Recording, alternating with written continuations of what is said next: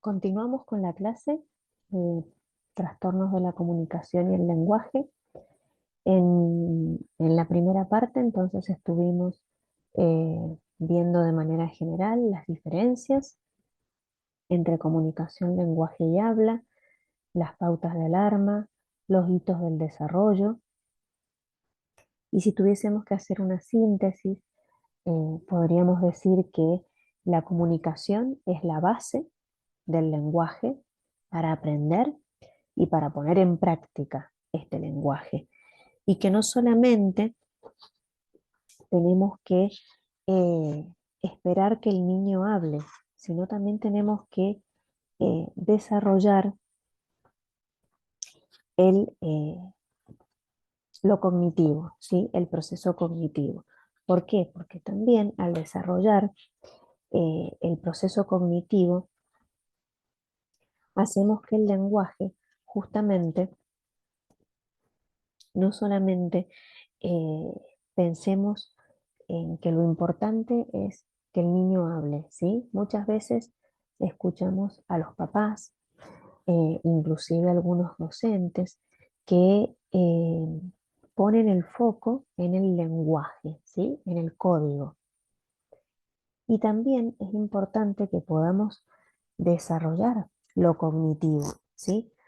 Para que no solamente hablen, sino para que eh, hablen y puedan decir algo de lo que tienen en su cabeza, ¿sí?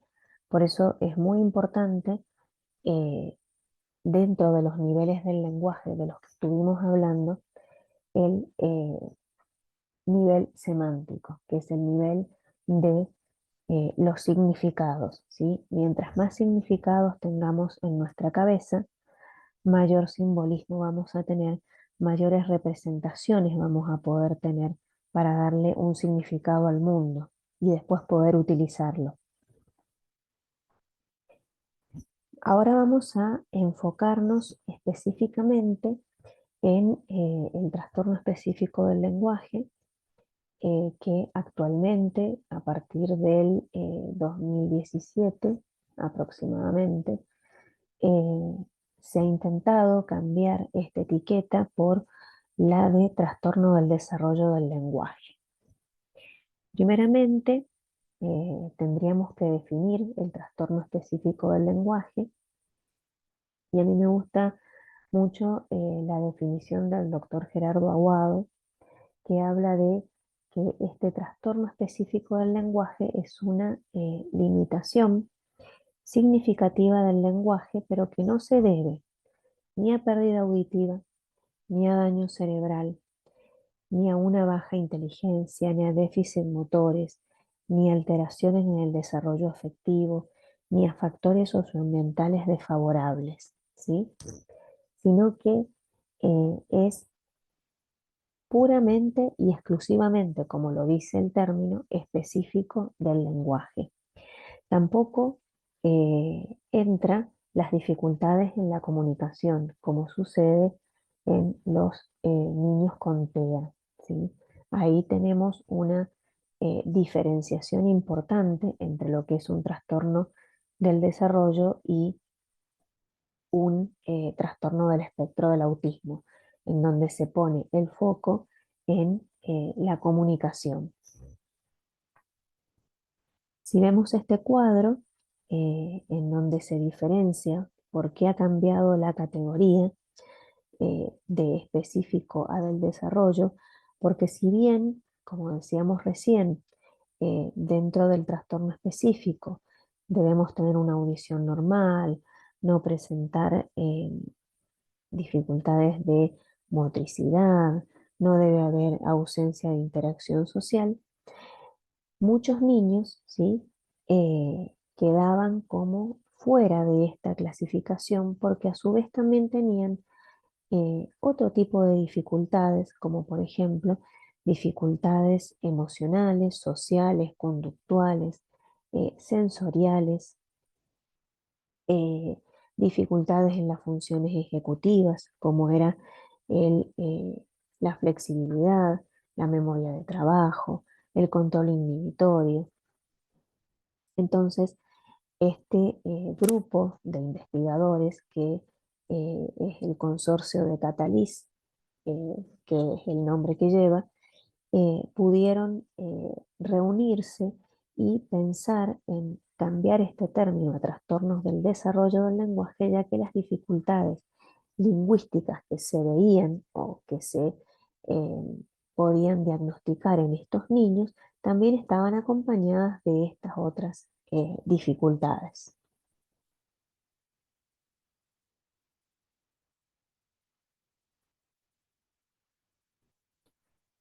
Bien, podemos hablar dentro del TEL o del TDL de alteraciones primarias y de alteraciones secundarias.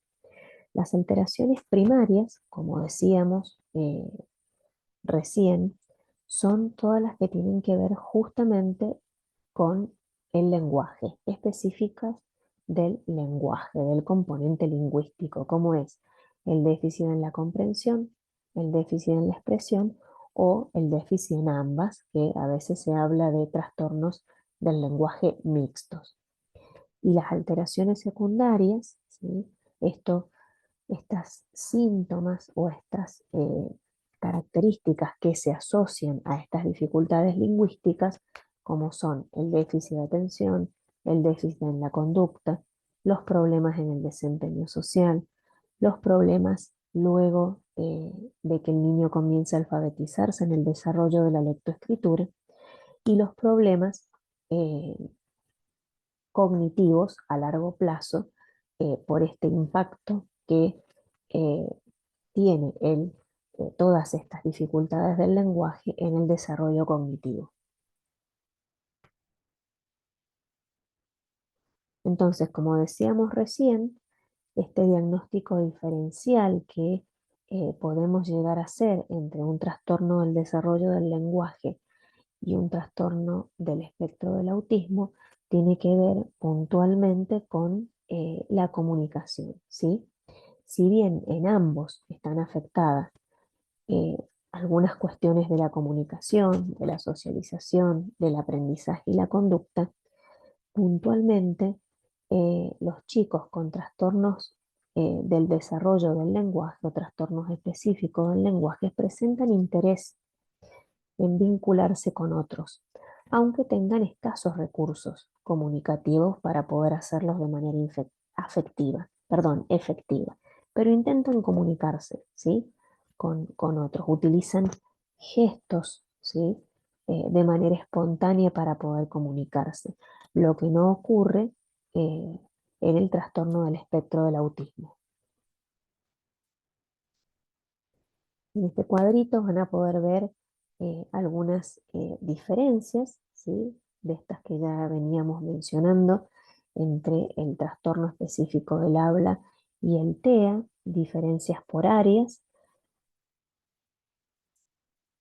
Después tendríamos que hacer hincapié en lo que es el retraso simple del lenguaje, esto que mencionábamos, estas diferencias entre retraso y desviación.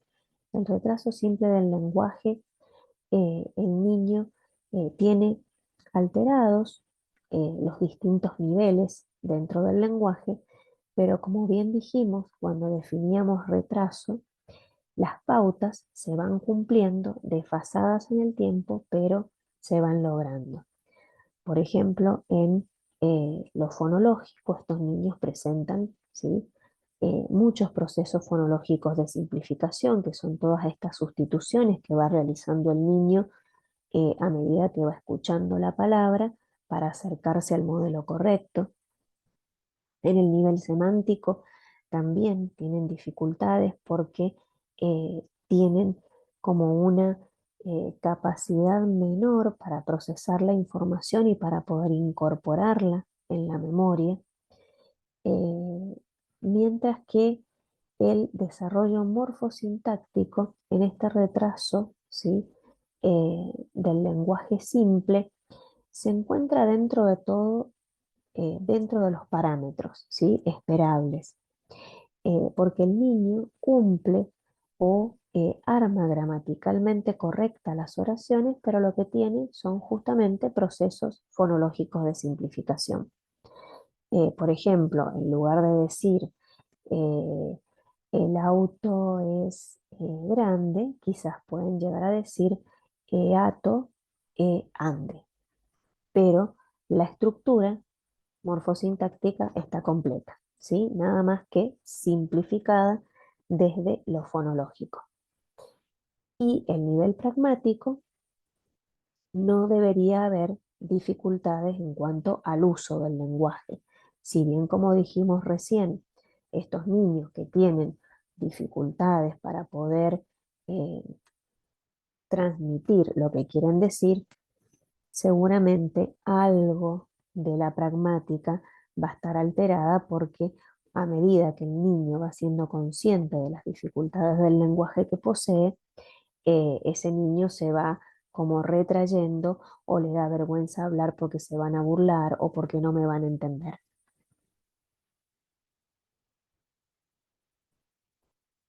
También habríamos hablado de que dentro del síndrome de Down teníamos asociado un trastorno del lenguaje, ¿sí? Si bien hay características generales, también, por supuesto, encontramos especificidad dentro de este síndrome, ¿sí? Generalmente tienen dificultad tanto en la expresión como en la comprensión, pero eh, más, ¿sí? Puntualmente, la dificultad está puesta en la expresión, ¿sí? Estos niños tienen dificultades para adquirir en edades tempranas los fonemas, producto de la cuestión motora, ¿sí? La hipotonía, el bajo tono motor que tienen, eh, hace que se dificulte esta adquisición de fonemas. Si bien tienen una gran habilidad para la comunicación gestual, ¿sí? Para lo no verbal, también les cuesta incorporar en estas edades tempranas vocabulario, por eso a veces tienen un vocabulario más pobre. Y a medida que van adquiriendo el vocabulario, aunque sea lento, van mejorando su desarrollo del lenguaje. Y una característica por ahí específica tiene que ver con los trastornos de la voz, que generalmente presentan una voz más ronca. Luego tenemos los trastornos de la fluidez, como es la tartamudez o la disfluencia, que luego de la pandemia tenemos muchos niños que presentan eh, trastornos de la fluidez o ciertos bloqueos en el habla. La tartamudez es este trastorno que se caracteriza por las diferentes interrupciones en la producción de los sonidos del habla, ¿sí? Eh, Generalmente comienza en la niñez. Hay una tartamudez que se denomina fisiológica, que ocurre a partir de los 3 años, que es cuando está la explosión del lenguaje, cuando el niño ya está desarrollando su lenguaje. No ocurre en todos los niños, pero en algunos niños suele ocurrir y desaparece. Pero a veces, en ocasiones, permanece, ¿sí? Y son todas estos adolescentes o personas adultas que presentan este tipo de bloqueos. Estos bloqueos o estas disfluencias, como se denominan, tienen diferentes características. Pueden ser repeticiones de sonidos y sílabas, se puede prolongar el sonido, la palabra se puede fragmentar, pueden haber como eh, bloqueos entre palabra y silencios. Pueden haber circunloquios, que es esto de hacer un rodeo para sustituir una palabra. Por ejemplo, eh, a, sí, que a veces nosotros cuando no encontramos la palabra que queremos decir, lo solemos utilizar. Entonces podemos encontrar, como decíamos recién, una tartamudez fisiológica que abarca los 3 primeros años de vida, cuando se está desarrollando el lenguaje, pero que luego desaparece. Una tartamudez esporádica o transitoria que aparece en algún momento y desaparece de manera espontánea, que también muchas veces se relaciona con eh, el desarrollo del lenguaje y muchas veces también está relacionada con a veces la exigencia de los padres para que el niño hable bien. Y la tartamudez crónica, que es este trastorno que persiste más allá de la edad y que se establece aproximadamente después de los 10-12 años de edad.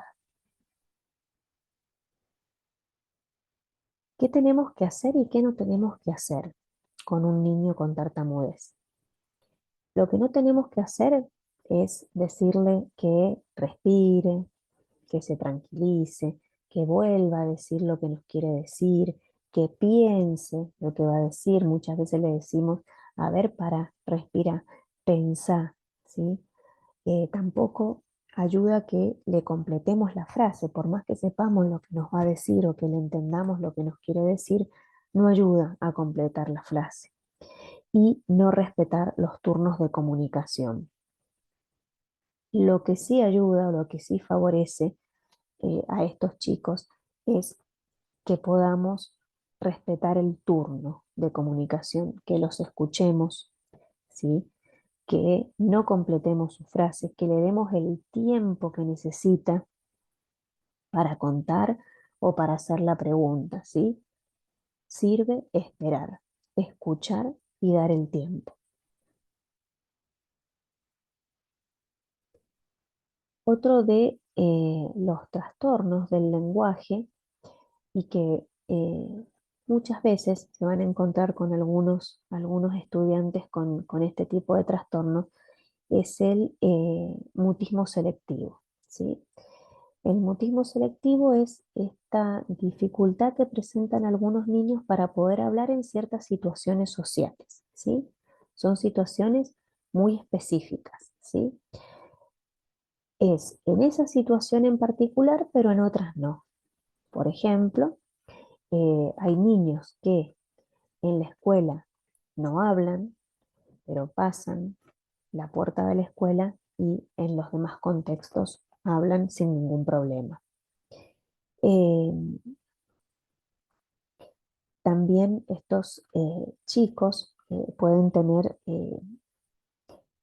a veces el mutismo selectivo suele estar relacionado con eh, la fluidez de la que hablábamos recién.